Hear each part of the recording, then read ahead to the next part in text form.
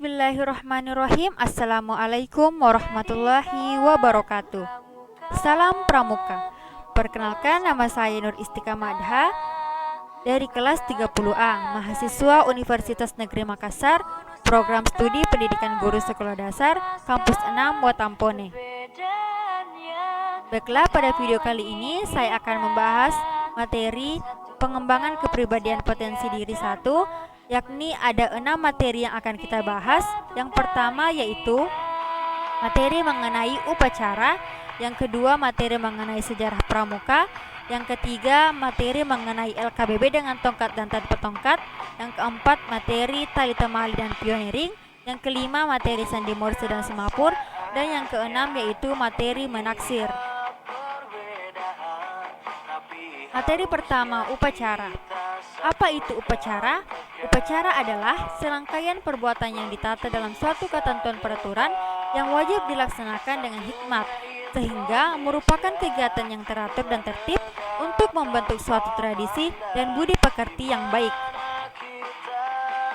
Tujuan upacara yang pertama, memperkuat persatuan dan kesatuan bangsa dan negara kesatuan Republik Indonesia. Yang kedua, membiasakan bersikap tertib dan disiplin. Yang ketiga, membiasakan kekompakan dan kerjasama. Dan yang keempat, menumbuhkan rasa tanggung jawab. Manfaat upacara: 1. Meningkatkan kekompakan, menumbuhkan jiwa kepemimpinan, menumbuhkan jiwa nasionalisme, membiasakan berpakaian rapi, dan yang terakhir, membiasakan disiplin. Upacara dalam gerakan pramuka ada 3 bentuk barisan upacara. Yang pertama yaitu bentuk barisan upacara di satuan pramuka siaga, yakni berbentuk lingkaran karena perhatian dan perkembangan jiwanya masih terpusat pada orang tua, keluarga, atau pembina. Yang kedua, bentuk barisan upacara di satuan pramuka penggalang, yakni berbentuk angkare karena perhatian dan perkembangan jiwanya sudah mulai terbuka. Yang ketiga, bentuk barisan upacara di satuan pramuka penegak dan pramuka pandega, yakni bersaf karena perhatian dan perkembangan jiwanya sudah terbuka luas. Selanjutnya, tata upacara pembukaan latihan atau upabuklat ada 18. Silahkan lihat pada layar.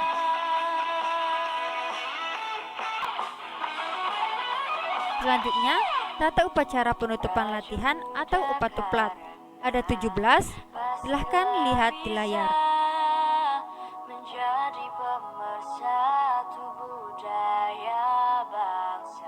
Selanjutnya, perbedaan antara upabuklat dan upatuplat. Upabuklat dilaksanakan sebelum memulai latihan, terdapat pengucapan dasadharma dan pengibaran bendera. Sedangkan upatuplat dilaksanakan sesudah latihan, tidak ada pengucapan dasadharma dan penurunan bendera. Materi kedua yaitu sejarah pramuka. Pramuka berasal dari kata Praja Muda Karana yang merupakan salah satu kegiatan yang biasanya dilaksanakan di sekolah. Pramuka adalah suatu organisasi yang telah berkembang secara internasional dan seluruh masyarakat dunia telah menerima organisasi pramuka ini. Tahun 25 Juli 1907, Lord Robert Baden-Powell saat itu sebagai Letnan Jenderal Tentara Inggris untuk pertama kalinya mengadakan perkemahan pramuka di Pulau Brownsea, Inggris selama 8 hari. Selanjutnya pada tahun 1908, Baden-Powell menulis buku tentang prinsip dasar kepramukaan, Scouting for Boys, yang artinya pramuka untuk laki-laki.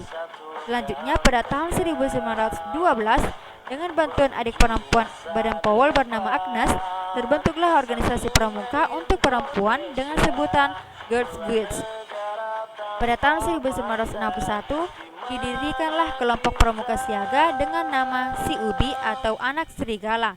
Pada tahun 1918, dibentuk Rover Scout, yaitu organisasi pramuka bagi yang telah berusia 17 tahun. Pada tahun 1922, Baden-Powell menerbitkan buku Rovering to Success yang menggambarkan seorang pemuda yang harus mengayuh sampainya menuju ke pantai bahagia. Jambore Dunia. Jambore Dunia ke-1 dilaksanakan di Olympia Hall, London Dalam kegiatan tersebut diundang pula peserta dari 27 negara dan pada saat itu Baden-Powell diangkat sebagai Bapak Pandu Sedunia atau Chief Scout of the World. Sedangkan Jambore kedua dan Jambore terakhir, yakni Jambore ke-22, dilaksanakan mulai dari tahun 1974 sampai tahun 2015. Masa pendudukan Belanda.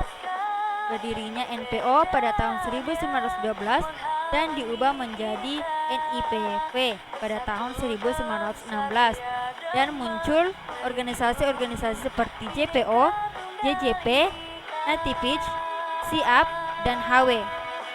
Sedangkan masa pendudukan Jepang, pada masa ini organisasi kepanduan dilarang, maka banyak dari tokoh pandu yang beralih dan memilih bergabung ke Ibondan, Seinendan, dan Peta. Sedangkan masa kemerdekaan Indonesia, pada tanggal 28 Desember 1945, dibentuklah Pandu Rakyat Indonesia dan menjadi satu-satunya organisasi kepanduan. Pada tahun 1961, organisasi kepanduan di Indonesia terpecah menjadi 100 organisasi kepanduan yang terhimpun dalam 3 federasi organisasi. Kelahiran Gerakan Pramuka. Yang pertama, pidato Presiden dan Mandataris MPRS pada tanggal 9 Maret 1961 di Istana Negara. Peristiwa ini kemudian disebut sebagai Hari Tunas Gerakan Pramuka. Yang kedua, pelantikan Mapinas, Warnas, dan Kornari di Istana Negara, diikuti defile pramuka untuk diperkenalkan kepada masyarakat yang didahului dengan penganugerahan Panji-Panji Gerakan Pramuka pada tanggal 14 Agustus 1961. Peristiwa ini kemudian disebut sebagai Hari Pramuka. Gerakan Pramuka diperkenalkan. 1. Pidato Presiden pada tanggal 9 Maret 1961 juga menggariskan agar pada peringatan proklamasi kemerdekaan Republik Indonesia, Gerakan Pramuka telah ada dan dikenal oleh masyarakat. 2. Gerakan Pramuka secara resmi diperkenalkan kepada seluruh rakyat Indonesia pada tanggal 14 Agustus 1961, bukan saja di ibu kota Jakarta, tapi juga di tempat yang penting di Indonesia. Materi ketiga yaitu LKBB dengan tongkat dan tanpa tongkat. LKBB adalah suatu wujud latihan fisik yang diperlukan guna menanamkan kebiasaan dalam tata cara kehidupan yang diarahkan kepada terbentuknya suatu perwatakan tertentu. Fungsi LKBB ada 4. Yang pertama, sikap disiplin. Senantiasa dapat mengutamakan kepentingan tugas di atas kepentingan individu dan secara tidak langsung juga menanamkan rasa tanggung jawab. Yang kedua, rasa tanggung jawab. Keberanian untuk bertindak yang mengandung risiko terhadap dirinya tetapi menguntungkan tugas atau sebaliknya tidak mudah melakukan tindakan yang akan dapat merugikan kesatuan. Yang ketiga, rasa disiplin. Mengutamakan kepentingan tugas di atas individu yang hakikatnya tidak lain daripada keikhlasan menyisihkan pilihan hati sendiri. Yang keempat, rasa persatuan. Rasa senasib dan sepenanggungan serta ikatan batin yang sangat diperlukan dalam menjalankan tugas. Aba-aba dalam Gerakan Pramuka. Aba-aba adalah suatu perintah yang diberikan oleh seorang pemimpin kepada yang dipimpin untuk dilaksanakannya pada waktu secara serentak atau berturut-turut. Aba-aba dalam Gerakan Pramuka ada 3. Yang pertama, aba-aba petunjuk.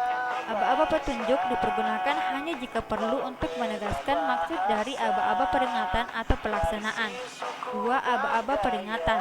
Aba-aba peringatan adalah inti dari perintah yang cukup jelas untuk dapat dilaksanakan tanpa ragu-ragu. Yang ketiga, aba-aba pelaksanaan. Aba-aba pelaksanaan adalah ketegasan mengenai saat untuk melaksanakan aba-aba. Aba-aba petunjuk. Contohnya, untuk perhatian, istirahat di tempat, gerak. Yang kedua, untuk istirahat, bubar, jalan. Aba-aba peringatan, contohnya kencang kanan, gerak. Yang kedua, istirahat di tempat, gerak. Yang ketiga, aba-aba pelaksanaan, contohnya yang pertama, jalan di tempat, gerak, haluan kanan, jalan, hitung, mulai.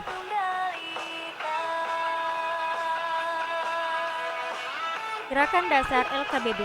Ada 16 gerakan dasar LKBB. Yang pertama, sikap sempurna, 2 istirahat, 3 hormat, 4 lencang kanan, 5 lencang kiri, 6 setengah lencang kanan, 7 setengah lencang kiri, 8 hadap kanan, 9 hadap kiri, 10 serong kanan, 11 serong kiri, 12 balik kanan, 13 jalan di tempat, 14 hitung, 15 langkah tegap maju, 16 maju jalan. Jenis-jenis LKBB ada 2. Yang pertama yaitu latihan kepemimpinan baris berbaris tanpa menggunakan tongkat, dan yang kedua latihan kepemimpinan baris berbaris dengan menggunakan tongkat. Materi keempat adalah tali temali dan pioneering. Tali temali adalah keterampilan dengan menggunakan dasar tali yang hasil bentukannya berupa simpul, ikat, dan jerat. Sedangkan pioneering adalah salah satu teknik pramuka dalam penggunaan peralatan tongkat dan tali yang dirangkai menjadi sebuah bangunan yang kreatif. Tali temali dalam pramuka. Simpul. Simpul adalah hubungan atau ikatan antara tali dengan tali, sedangkan ikatan adalah hubungan atau ikatan antara tali dengan 2 tongkat, ikatan tali dengan kayu, dan sebagainya. Macam-macam simpul. Yang pertama, simpul mati. Simpul mati biasanya digunakan untuk mengakhiri suatu simpul. Selain itu, fungsinya adalah untuk menyambung 2 utas tali yang sama besar dan tidak licin. Yang kedua, simpul hidup. Simpul hidup berfungsi untuk mengikat suatu benda, akan tetapi untuk melepasnya tidak mudah. Yang ketiga, simpul anyam satu. Simpul anyam satu adalah untuk menyambung 2 buah utas tali yang tidak sama besar dalam keadaan kering atau tidak licin. Yang keempat, simpul anyam ganda. Simpul anyam ganda adalah menyambung 2 buah utas tali yang tidak sama besar dalam keadaan basah atau licin. Macam-macam ikatan. Pertama, ikatan pangkal. Ikatan pangkal adalah ikatan yang digunakan untuk mengawali dan mengakhiri suatu simpul lainnya. Yang kedua, ikatan jangkar. Ikatan jangkar adalah ikatan yang digunakan untuk membuat tandu darurat. Yang ketiga, ikatan tarik. Ikatan tarik adalah ikatan yang digunakan untuk mengikatkan tali pengikat binatang pada tiang atau pohon. Yang keempat, ikatan palang. Ikatan palang adalah ikatan yang digunakan untuk mengencangkan kedua tongkat secara vertikal dan horizontal sehingga menjadi satu dan sulit dilepaskan. Yang kelima yaitu ikatan tambat. Ikatan tambat berfungsi sebagai awalan pada simpul-simpul lainnya seperti ikatan silang dan ikatan palang. Yang keenam, ikatan silang. Ikatan silang adalah ikatan yang berfungsi untuk menautkan 2 buah tongkat atau kayu yang posisinya bersilangan. Dan yang terakhir yaitu ikatan canggah. Ikatan canggah adalah ikatan yang digunakan untuk menyambung 2 buah tongkat dengan tali sejajar. Pioneering. Tujuan pioneering yakni mengasah keterampilan peserta dalam membuat sebuah bangunan yang nantinya dapat diaplikasikan dalam kehidupan sehari-hari pada saat dan sesudah kegiatan kepramukaan. Manfaat pioneering ada 3. Yang pertama, untuk memupuk rasa kekompakan dan kerjasama yang baik antar kelompok. 2. Dapat diterapkan pada saat-saat genting. Yang ketiga, memproyeksi pemikiran peserta dalam merancang suatu bangunan yang kreatif. Contoh pioneering ada 3. Yang pertama, usungan atau tandu. 2. Tiang bendera. Dan yang ketiga, kerangka tenda. Materi kelima yakni sandi Morse dan semapur. Sandi adalah rahasia atau kode. Sandi Morse adalah sebuah sistem representasi huruf dan angka serta tanda baca sinyal dengan menggunakan simbol titik dan garis yang disusun sebagai karakter tertentu. Semapur adalah suatu cara untuk mengirim dan menerima berita dengan menggunakan bendera, dayung, dan tangan kosong. Manfaat sandi pramuka. 1. Komunikasi antar anggota regu. 2. Meningkatkan daya ingat. 3. Meningkatkan kecerdasan. 4. Sarana belajar anggota pramuka dalam menyelesaikan masalah. 5. Sarana permainan dalam kepramukaan. Macam-macam sandi pramuka. Yang pertama, sandi koordinat. Sandi koordinat. Sandi koordinat adalah sandi yang kata kuncinya dapat diubah-ubah. Contohnya pada layar ini, kata kuncinya yaitu gudep sedia. Gudep di barisan baris dan sedia di barisan kolom. Maka cara pengerjaannya, jika kita ingin mengetahui di mana letak huruf A, maka bisa dilihat di layar letak huruf A itu adalah di baris G dan kolom S. Begitu seterusnya. Yang kedua, sandi AND. Sandi AND adalah sandi yang menggunakan kata kunci AND dalam setiap katanya. Hal ini berarti untuk menuliskan kalimat maka diselipkan AND untuk masing-masing katanya. Cara membacanya cukup mudah. Anda hanya perlu menghapus AND dengan pesan yang dituliskan dapat Anda mengerti. Contohnya adalah Anda, kandu Anda, danda dan di sandi dandi. Maka jika dihapuskan huruf AND-nya, hasilnya menjadi aku ada di sini. Yang ketiga yaitu sandi rumput. Sandi rumput merupakan salah satu bentuk aplikasi turunan dari sandi Morse. Sandi ini berbentuk seperti rumput, di mana titik pada sandi Morse ini dituliskan dengan rumput yang pendek, sedangkan garis pada sandi Morse dituliskan dengan rumput yang tinggi. Yang keempat yaitu sandi kotak satu. Sandi kotak satu adalah sandi yang menggunakan kotak-kotak dalam penulisannya. Yang kelima yaitu sandi kotak dua. Perbedaan antara sandi kotak satu dengan sandi kotak dua adalah sandi kotak dalam sandi kotak dua. Satu kotak dalam sandi kotak dua terdapat 3 huruf alfabet. Untuk membedakannya lagi, dapat dilihat dari jumlah titik. Titik dalam sandi kotak dua berjumlah 3, sedangkan pada sandi kotak satu hanya berjumlah 1. Yang keenam yaitu sandi kotak 3. Sandi kotak 3 merupakan perpaduan antara kotak vertikal horizontal dan kotak yang berbentuk persegi 4 belah ketupat, di mana setiap huruf alfabetnya menyebar.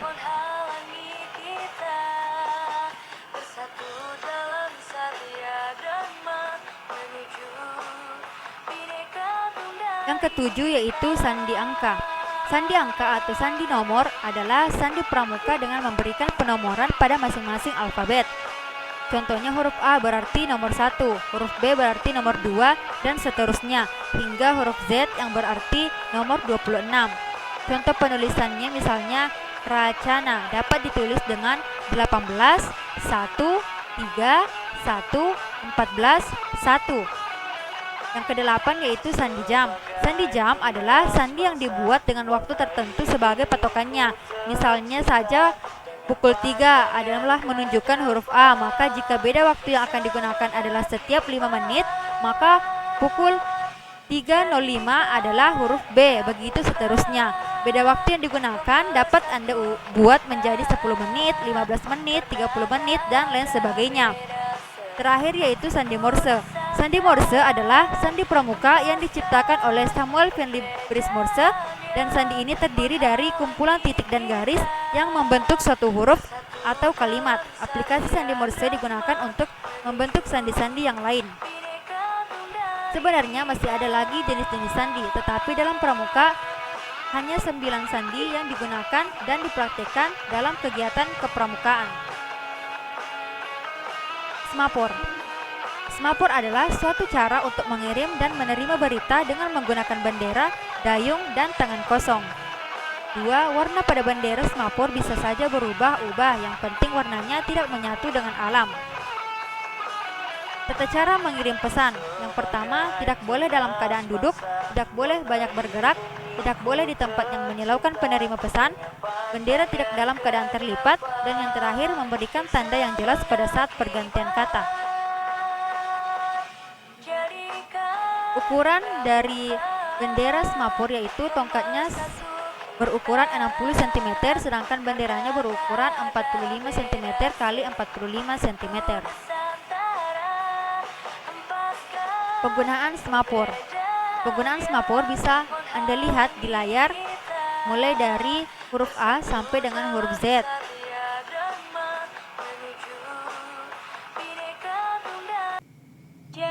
Materi keenam atau materi terakhir yakni menaksir. Menaksir adalah memperkirakan atau mengira-ngira tinggi suatu pohon, lebar sebuah sungai, arus sungai, jarak perjalanan, keadaan cuaca, dan mengukur berat suatu benda. Menaksir terbagi beberapa macam. Yang pertama, menaksir diri sendiri, menaksir jarak atau perjalanan, menaksir cuaca, menaksir lebar, menaksir tinggi, dan menaksir deras. Yang paling umum digunakan dalam pramuka adalah menaksir lebar dan tinggi. Cara-cara menaksir. Yang pertama, menaksir tinggi pohon, yakni dengan menggunakan metode segitiga siku-siku 45 derajat. Yang pertama, ukurlah dengan menggunakan tongkat pramuka, biasanya berukuran 160 cm, dari pangkal pohon ke sebelah samping. Panjang ukuran terserah, menyesuaikan dengan kondisi medan.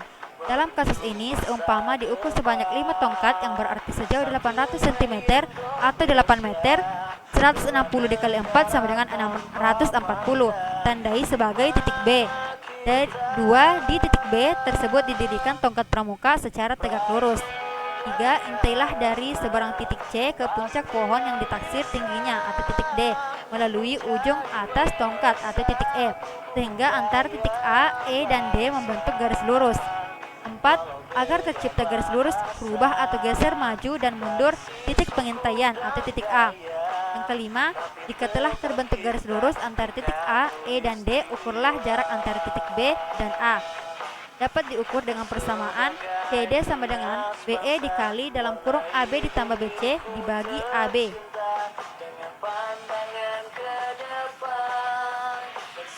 Yang kedua, menaksir lebar sungai dengan menggunakan metode perbandingan segitiga.